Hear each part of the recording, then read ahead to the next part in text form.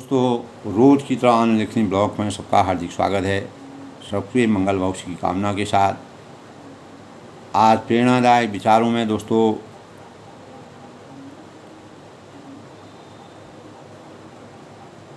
अपने विचारों की समीक्षा के क्रम में हम अपने जीवन में विकसित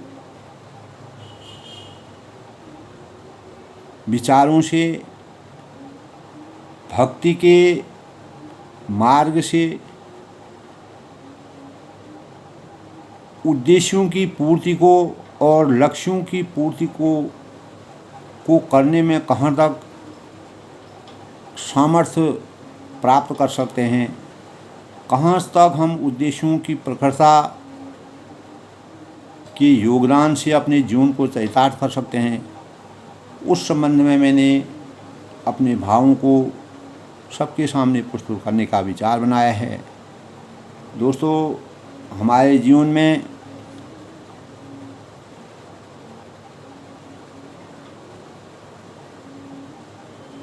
विकसित जीवन की कामना के लिए और भक्ति के मार्ग के गर्त में जाकर के सही उपासक के रूप में और सही साधक के रूप में साधना के स्वरूप को हम कैसे अपने कार्यों को सफल बना सकते हैं, हमें किस प्रकार से अपने कार्यों को सफल करने में गति मिल सकती है और हमारा मार्ग प्रशस्त हो सकता है, हम मानवता के सही मार्गदर्शी बन सकते हैं। दोस्तों, हमारे जीवन में भक्ति के अनेक स्वरूप होते हैं। भक्ति का अगर हम सही स्वरूप कहें तो अपने चिंतन को जगाना, अपने अंदर के मानव को जगाना, अंदर की बुद्धि में शुचिता को पैदा करना और मानव चिंतन के लिए वास्तविकता के भावों को संचित करना, यही जो प्रबुद्ध लोग हैं, आध्यात्म से जुड़े हैं, परमात्मा की भक्ति की वास्तविकता को जानते हैं और भक्ति का वास्तविक संग्रहण कहाँ है, उसका सही स्वरूप हमको विदित होता है और हम स्वयं के चिंतन से कैसे परमात्मा की प्राप्ति करके अपने जीवन में परमात्मा का उदय प्राप्त कर सकते हैं।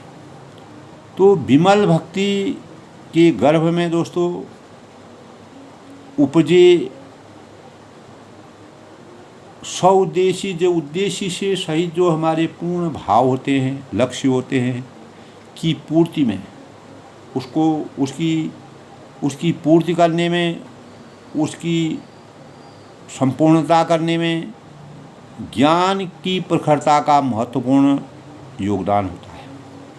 यानी बिना ज्ञान के हमको भक्ति और अपने चिंतन की जो वास्तविक भक्ति है उसका वास्तविक ज्ञान होना मानव जीवन में बड़ा कठिन है। दोस्तों, प्रत्येक माता पिता इस संसार में सृष्टि के अनुसार, सृष्टि के सृजन के अनुसार माता का स्वरूप सबसे पवित्र माना गया है और सबसे अमूल्य माना गया है और उस स्वरूप के हम हमेशा के लिए ऋणी रहते हैं। हम उस स्वरूप के से कभी भी छुटकारा नहीं पा सकते हैं। उस स्वरूप के ऋण का हम कभी उस ऋण से उऋण नहीं हो सकते हैं। तो माता जिस प्रकार अपने शिशु को निश्चित रूप से स्वस्थ और संस्कारवान बनाना चाहती है, तो उसको एक पवित्र चाह उससे कठोर तप करके साधना करवा लेती है, अपना तप करती है, उसी साधना करती है, उसी के परिणाम स्वरूप सृष्टि का निर्माण होता है, सृष्टि का सृजन होता है। मर्यादा पुरुषोत्तम भगवान राम जी ने अपने जीवन में मानवता के भावों को संचित करने के लिए 14 साल के वनवास के दौरान अनेक प्रकार के इस भावों को संचित करने का प्रयास किया है। किंतु यदि वही माता स्वास्थ्य के नियमों का अगर उनको ज्ञान न हो, संस्कारों को विकसित करने की जो मनोवैज्ञानिक बारीकियां हैं, जो उनके महीन गुण हैं, उनकी जानकारी अगर न हो, तो उन पवित्र भावों और कठोर तप साधना के वांछित परिणाम जो हम चाहते हैं, जो हम अपने भावों को संचित करना चाहते हैं, जिस चीज़ की हम कामना करते हैं, तो वह परिणाम संदेह ही हमारे अंतःकरण में उन परिणामों का समाधान होना, उन परिणामों को मिलना हमारे लिए एक संदेह के रूप में हमेशा रहता है।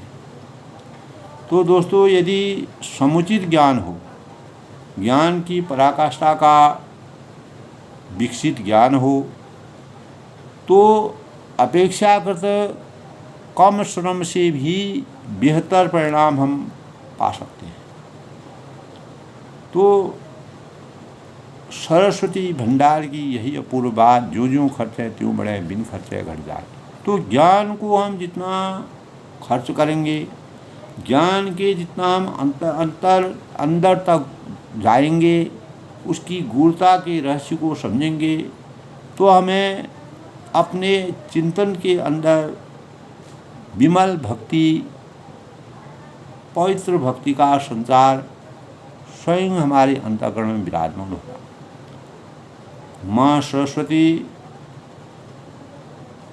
भंडार की यही अपूर्व बात, इसलिए माता का आशीर्वाद विमल भक्ति को साकार बनाने के लिए जिस अंतःकरण में विराजमान हो जाता है, वह अंतःकरण हमेशा के लिए खिला खिला रहता है और उसमें शुचिता के भावों का संचार होता है।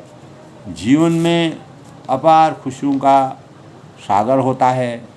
इसीलिए भक्ति साधना के साथ समुचित ज्ञान साधना भी हम सबको करती।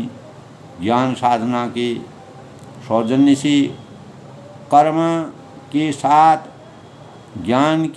कर्म को भी ज्ञान के भावों से संचित करना और कर्म में साधना की परिणति को साकार रूप में अवतरित करना, यह मानव जीवन की प्रेरणा का सबसे बड़ा स्रोत है।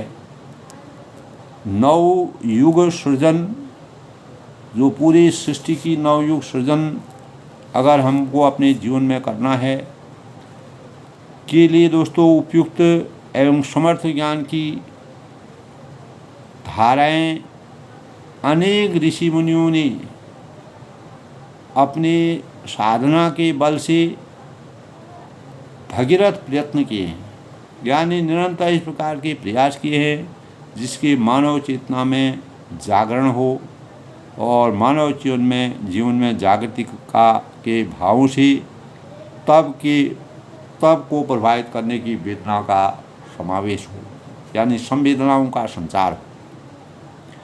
तो दोस्तों, उन्हें सर्वसुलभ और सुगम बनाकर जन जन तक पहुंचाना, प्रत्येक मानव मात्र के लिए व्यवस्था करना, वेद मूर्ति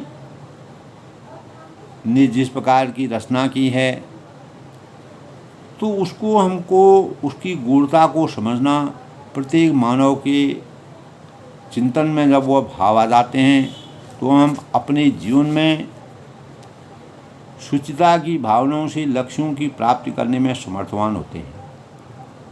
तो अब उनके साझेदार सहयोगी के रूप में हम विकसित होने के लिए हमें उनकी पूरा ज्ञान साधना करनी चाहिए और हमें वेद मूर्ति के सामर्थ्य से देवदूत की भूमिका निभाने के लिए प्रतिबद्ध होने की आवश्यकता है। अगर हम सही रूप में अपनी आसक्ति को जगाएं तो देवदूत जिस प्रकार देवों के स्वरूप में देवदूत की भूमिका होती है, उसका मानव जीवन में हम मानवता के लिए देवदूत बनकर कार्य कर सकते हैं। तो इसी अनुक्रम में दोस्तों शंकराचार्य ने प्रश्नोत्तरी के प्रकरण में लिखा है कि का दीर्घ रोग अर्थात लंबा चलने वाला कठिन रोग क्या है। तो उसका उत्तर होता है दोस्तों भव एव साधु, यानी अर्थात हे सज्जनों यह संसार ही दीर्घ रोग है। और पुनः प्रश्न करते हैं कि किम औषधम तस्यं, यानी इसकी क्या औषधि है, इस भव रोग को की दवा क्या है, इसका उपचार क्या है, इसको हम कैसे सही कर सकते हैं।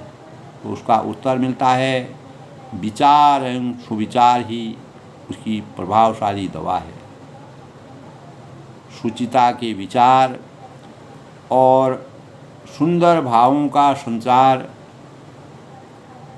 हर एक रोग का उपचार है। वही हमारे जीवन को समर्थवान बना सकता है, वही हमारे जीवन की सबसे बड़ी औषधि है। तो उपनिषद का भी कथन यही है दोस्तों, हमारे वेद शास्त्रों में उपनिषदों में यही कथन है कि संसार दीर्घ रोगस्थ सुविचारो ही महाऔषधम। संसार दीर्घ रोगस्य सुविचारो ही महाऔषधम। तो प्रत्येक भावी नागरिक को, भावी होनहार छात्र को, भावी जीवन को, जो देश की शुचिता, देश के मानक जिनके कंधों पर निर्भर है, उनको इन प्रकार के प्रेरणाओं के भावों से अभिभूत होना चाहिए। तो संसार दीर्घ रोगस्य सुविचारो ही महाऔषधम, यानी संसार रूपी दीर्घ रोग की महान औषधि सुविचार तो प्रत्येक नागरिक के अंतःकरण में, प्रत्येक यानी भारत के नागरिक के अंतःकरण में, विश्वजनों में, यानी इस प्रकार के भावों का संचार होना चाहिए जिससे हम विश्व शांति की प्राप्ति भी कर सकते हैं। संसार दीर्घ रोगस्य सुविचारो भी महाऔषधम। तो दीर्घ रोगों का उपचार अच्छे विचारों का निर्माण करना, सुचिता का सृजन करना, संस्कारों का सही पुरस्कार करना और नित्य धर्म, नित्य कर्तव्य, नैतिकता के भावों को सृजन करना, अपने से बड़ों से सुविचारों के भावों का सृजन करना, यही संसार दीर्घ रोगस्य सुविचारो ही महाऔषधम का स्वरूप प्रदान कर सकता है। दोस्तों, अर्थात संसार रूपी दीर्घ रोग का महान औषधि सुविचार ही है। परमात्मा की प्राप्ति हमको अपने आप ही हो जाती है। तो वेद मूर्ति ने अपनी प्रचंड ज्ञान साधना से इस युग के प्रत्येक रोग की महान औषधियाँ जीवंत विचारों से, अपने भावों से, अपने साक्षात जो स्वरूप है, जो भावनाएं हैं, जो विचार हैं, जिनमें वास्तविकता है, उसको ये रूप को परिमार्जित करने का कार्य किया। उन्होंने एक कुशल वैद्य चिकित्सक को कठिन भूमिका बड़ी कुशलता से पूरी कर दी। इस प्रकार के भावों की रचना की है। यहीं से हमारा चिंतन खुलता है, हमारे अंतःकरण में अनेक प्रकार की सुचिता के भावों का संचार होता है। यह बड़ा कठिन कार्य वे ही कर सकते हैं दोस्तों। सो वही इसको कार्य को कर सकते हैं, सो उन्होंने कर दिया। तो वेद मूर्ति ने जिन भावों को हमारे जीवन के लिए हमेशा के लिए संचित करने के भाव व्यक्त किए, उससे हमारे जीवन में अनेक प्रकार की प्रेरणाओं का संचार होता है। तो अगले चरण का उपेक्षाकृत सरल कार्य हमारे जिम्मे, जब हम चरणबद्ध तरीके से आगे बढ़ते हैं तो हमारी यह जिम्मेदारी होती है, हमारी यह हमारे मनोभावों में इस प्रकार के भावों का सृजन होना चाहिए। तो हमें उन भावों को अपने अंतःकरण में विराजमान होकर उन कार्यों को करके अपने जीवन को, अपने भावी जीवन को उस रास्ते का अनुसरण करने की प्रेरणा प्राप्त करनी चाहिए। तो दोस्तों, विचार रूप सिद्ध औषधियों का महत्व स्वयं समझना और अपने संपर्क क्षेत्र वालों को, जो आपके सानिध्य में रहते हैं, उनको समझाना चाहिए, उनके जीवन वृत्तांत को बदलना चाहिए। तो मानव से मानव के चिंतन में परिवर्तन आना स्वाभाविक होता है। साधक को जिस प्रकार साधना के बल से परमात्मा की प्राप्ति होती है, उसी प्रकार जन से, एक मानव से दूसरे मानव मानव की जो धारणाएं होती हैं वो बदलती हैं और शुचिता का भाव का सृजन होता है। तो रोग के अनुरूप औषधि का चुनाव करके उसका सेवन स्वयं करना और उस अनुभव के आधार पर संपर्क में आने वालों को उसके रोग के अनुभव विचार रूपी औषधियों से बताना व उपलब्ध कराना, यही विमल भक्ति का सही स्वरूप है। और औषधि सेवन करने में नियमितता, किस प्रकार से हमको उस ज्ञान रूपी औषधि का नियमित रूप से सेवन करना चाहिए, कैसे उनका अपने जीवन में चरितार्थ करना चाहिए, उसके साथ पथ्य और कुपथ्य का संतुलन करना, किस भोजन को खा करके प्राप्त करके हमको हमारा जीवन सरल रहेगा, और कुपथ्य जो गलत भोजन हम करेंगे उसका क्या प्रभाव होगा। उसी प्रकार हमारे भाव, जो नकारात्मक भाव हैं और सकारात्मक भावों का संतुलन बैठाने में हम किस प्रकार से अपने भावों को सृजित करेंगे, इसका हमारे अंतःकरण में चिंतन होगा। तो दोस्तों, ऐसे समय में हमें आत्मीयता से भरे प्रोत्साहन, मार्गदर्शन और सहयोग की आवश्यकता होती है। जब हमको एक दूसरे का सहयोग मिलता है, मार्गदर्शन मिलता है, प्रोत्साहन मिलता है, तो हम प्रत्येक मानव जो है अपने जीवन में कार्यों को निभाने की क्षमता को अर्जित करने के भाव सृजित करता है। और सृजनशिल्पी जो लोग दूसरों के अनेक प्रकार की महारचनाएं करते हैं, अनेक प्रकार के नए कार्यों को करते हैं, नई गतिविधि में लगे रहते हैं, नया सृजन करते हैं, देश की आन बान शान की मर्यादा की जिनको जिम्मेदारी होती है, वह सृजनशिल्पी कहलाते हैं, जो देश के और सामाजिक परिदृश्य के और मानवता के सही अवतार हैं। वे ज्ञान साधना की सफलता के सही मानक माने जाते हैं। तो उन्हीं से हम विमल भक्ति के गर्भ तक पहुंच सकते हैं। तो दोस्तों, सीधे जुड़े हुए नर नारियों को ज्ञान साधना में प्रवृत्त कराने और उसमें आगे बढ़ते रहने का कार्य पहले चरण का सुगम कार्य है। इनमें कुशलता विकसित होने लगे तो अगले चरण में विभिन्न संगठन हैं, धर्म हैं, समुदाय हैं, ये व्यक्तियों को भी उस धारा से जोड़ता रहेगा। और भवरोग से जो इस सांसारिक जीवन के भवरोगों से जो पीड़ित हैं, तो उनको उन रोगों से मुक्ति प्राप्त होगी। यानी जो गलत विचारधारा से अभिशप्त है, तो उनकी विचारधाराओं में सशक्तता आ जाएगी। रोग मुक्त वह स्वयं अपने को समझेंगे।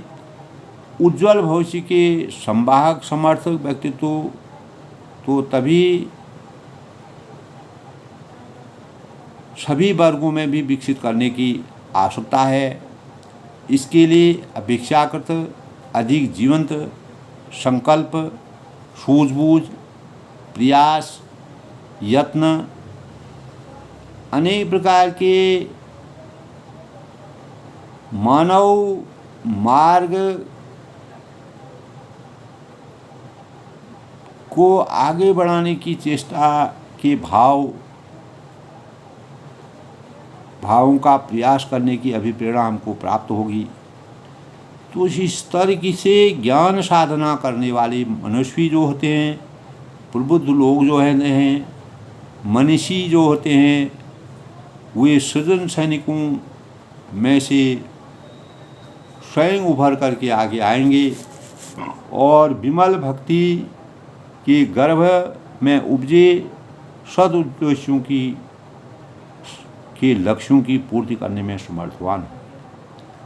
तो दोस्तों, जब तक अपने ज्ञान साधना का स्तर छोटा होता है, सीमित होता है, तब तक उक्त कार्य कठिन लगते हैं। कोई भी कार्य हम करते हैं, मानव प्रेरणा से संबंधित जो भी मानव चेतना को जगाने का, लोक कल्याण का कार्य करना, दूसरे के कार्य को करना, निस्वार्थ रूप से निष्काम रूप से कार्यों को परिणित करना, इसमें समय लगता है और अपने समय देना पड़ता है, त्याग करना पड़ता है। तो हमें कुछ समय के लिए ऐसा कठिन लगता है, लेकिन साधना में प्रखरता, जब हमारी साधना में प्रखरता आ जाती है, विमल भक्ति की तरफ हम पूर्ण रूप से आसक्त हो जाते हैं, तो हमारे हर कार्य संभव हो सकते हैं। एक विद्यार्थी है, अगर वो अपने जीवन में संकल्प लेता है कि मुझे ये कार्य करना है, बचपन से ही अगर उसने अपने दिमाग के अंदर, अपने मस्तिष्क के अंदर इस प्रकार की संरचना कर दी, तो दोस्तों कोई वह दिन दूर नहीं कि वह उस लक्ष्य की प्राप्ति हर संभव कर सकता है। हमारी संकल्प शक्ति, हमारी प्रेरणा और हमारे भावों की संरचना, उस कार्य के प्रति समर्थन, उस कार्य के प्रति लक्ष्य की प्राप्ति करने के जो हमारे उद्देश्य है, उसमें हम सक्षम हो सकते हैं, जबकि हम उसके प्रति पूर्ण रूप से कर्तव्य निष्ठा से कार्य करने की ओर परिणित हों। ऐसे अनेकों उदाहरण हैं दोस्तों, जिन्होंने करके दिखाया है और दिखा रहे हैं। दोस्तों, कार्य संभव हो सकते हैं, कोई भी कार्य ऐसा नहीं है। हम भाग्य हमारा तब साथ देता है हम जब कार्यों को परिश्रम की तरफ अपने पैरों को आगे बढ़ने, अपने हाथ पैरों को आगे बढ़ने के लिए सुचिता के भावों का मार्ग का दर्शन करते हैं। तो दोस्तों, अगम कार्य, असंभव कार्य भी संभव में परिणित हो जाते हैं, अगर यदि हमारे अंदर के ज्ञान का संचार होता है, हमारे अंदर चेतना जगती है, तो कोई भी कार्य जो है असंभव नहीं है। तो ज्ञान साधना में प्रखरता लाए बिना हमारी साधना आधी अधूरी ही रह जाती है।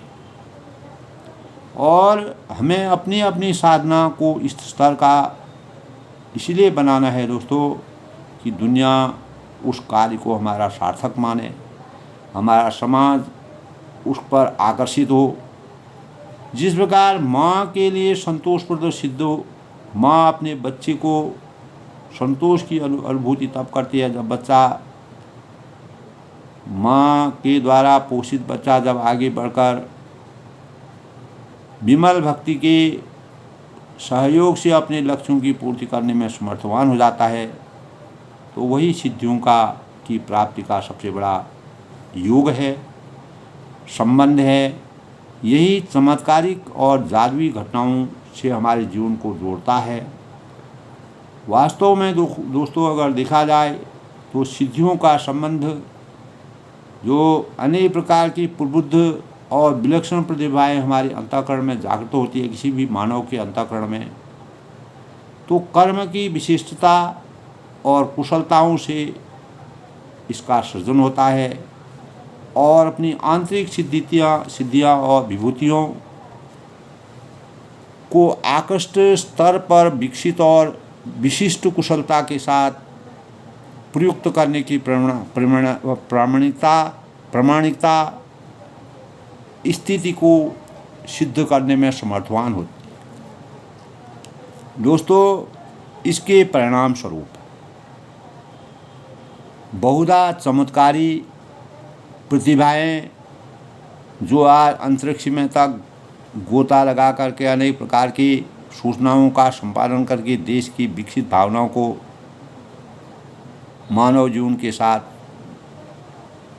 परस्पर बांट रहे हैं, ऐसे कार्य योगदान कर रहे हैं। तो यही चमत्कारिता की बहुधा की प्रेरणा के स्रोत हैं। यही विमल भक्ति के लक्ष्य की प्राप्ति का सबसे बड़ा स्वरूप है। तो उत्कृष्ट भावों को अपने संकल्प सिद्धि के द्वारा जागृत करना और उनको निर्मल करना, उनकी प्राप्ति के लिए लक्ष्यों को निर्धारित करना, एक साधक के रूप में संकल्प सिद्धि की प्राप्ति करके मानव चेतना का जगाना। वाणी यह दोस्तों तभी संभव हो सकता है जब हमारी वाणी को सत्य, प्रिय, हितकारी ढंग से प्रयुक्त करने वाले साधक वचन सिद्ध हो जाते हैं। तो हमें अपने वचनों में, अपनी सत्यता में, अपनी कर्तव्य निष्ठा में अगर प्रगाढ़ता हमारी होगी, प्रबलता हमारी होगी, निस्वार्थ निष्काम भाव से हम कार्यों को संरचना देंगे, तो कोई भी कार्य संसार में असाध्य नहीं होता है। यही हमारे वेद मूर्ति ने अपने जीवन में इसको चरितार्थ किया है। तो जिनके हाथ कुशलतापूर्वक उत्कृष्ट कार्य करते रहते हैं वे सिद्ध हस्तों की श्रेणी में आते हैं। तो आज के प्रेरणादायक विचारों में आनंद लेखनी में आनंद लेखनी ब्लॉग में सबका हार्दिक स्वागत है। सबके उज्जवल जीवन के साथ, खास तौर से जो युवा पीढ़ी है उनके जीवन को साकारता के भावों में संचित करने के लिए जीवन में विमल भक्ति के गर्भ में जाकर के गूढ़ता के रहस्यों के उद्देश्यों को, लक्ष्य की प्राप्ति करने के लिए और उद्देश्यपूर्ण तथ्यों की पूर्ति के लिए ज्ञान की प्रखरता का महत्वपूर्ण योगदान अपने जीवन में दे करके अपने जीवन को उच्च श्रेणी तक पहुंचाने और सफलता के मार्ग में कार्यों की परिणति को अवतरित करने की प्रेरणा से सुसज्जित होना चाहिए। अपनी वाणी को विराम देते हुए सबके सुंदर भविष्य की कामना के साथ प्रेरणादायक विचारों में मैं सबका स्वागत करता हूँ। सब लोग खुश रहें, प्रसन्न रहें।